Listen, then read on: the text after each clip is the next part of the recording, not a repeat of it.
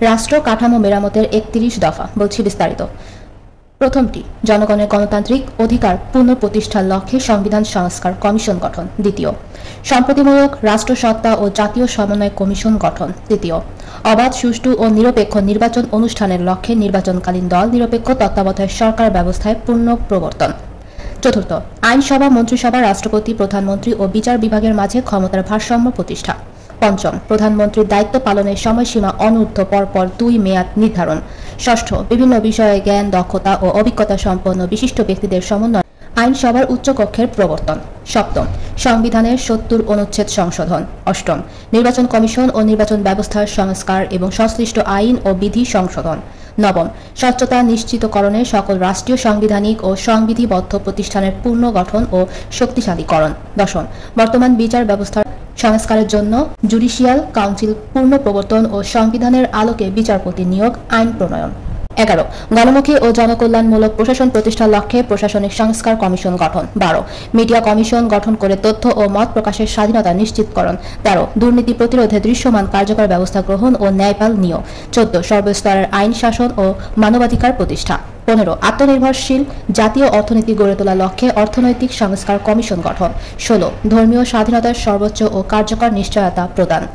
১৭, মুদ্রাস্ফীতি ও দ্রব্যমূল্যের হ্রাস বৃদ্ধির আলোকে শ্রমজীবী মানুষের ন্যায্য মজুরি নিশ্চিত করা।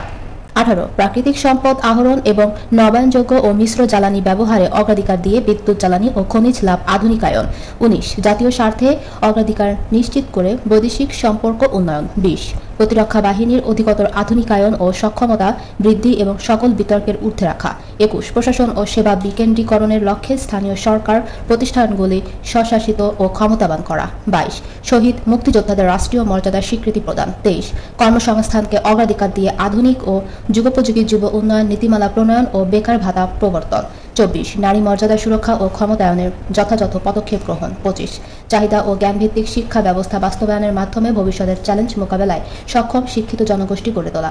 ২৬, সবার জন্য স্বাস্থ্য ও সর্বজনীন চিকিৎসা ব্যবস্থা কার্যকর করা। প্রাথমিক ও প্রতিরোধমূলক স্বাস্থ্যসেবা নিশ্চিত করার লক্ষ্যে পর্যাপ্ত সংখ্যক স্বাস্থ্যসেবা নিশ্চিত, প্রশিক্ষিত নারী ও পুরুষ পল্লী স্বাস্থ্যকর্মী ব্যবস্থা করা এবং সংক্রামক ও অসংক্রামক রোগের চিকিৎসা, শিক্ষা ও গবেষণার সুবিধা নিশ্চিত করা। ২৭, কৃষকের উৎপাদন ও বিপণন সুরক্ষা দিয়ে কৃষি পণ্যের ন্যায্য মূল্য নিশ্চিত করা। ২৮, সড়ক, রেল, নৌপথের আধুনিকায়ন ও বহুমাত্রিক যোগাযোগ ব্যবস্থা প্রতিষ্ঠা। ২৯, জলবায়ু পরিবর্তনজনিত সংকট ও প্রাকৃতিক দুর্যোগ মোকাবেলায় কার্যকর পদক্ষেপ এবং নদী শাসন ও খাল খননের উদ্যোগ গ্রহণ করা। ৩০, তথ্য ও যোগাযোগ প্রযুক্তি, মহাকাশ গবেষণা এবং আণবিক শক্তির উন্নয়ন ও সর্বোত্তম ব্যবহার নিশ্চিত করা। ৩১, যুগোপযোগী পরিকল্পিত পরিবেশ বান্ধব অবসান এবং নগরায়ন নীতিমালা প্রণয়ন ও বাস্তবায়ন। সাগর আহমেদ বাবু, সিনিয়র যুগ্ম সাধারণ সম্পাদক, ছাত্রদল, ঢাকা মহানগর উত্তর। ছাত্রদলের সালাম দিন, ধানের শীষে ভোট দিন, তারুণ্যের প্রথম ভোট, ধানের শীষের জন্য হোক, তারুণ্যের প্রথম ভোট।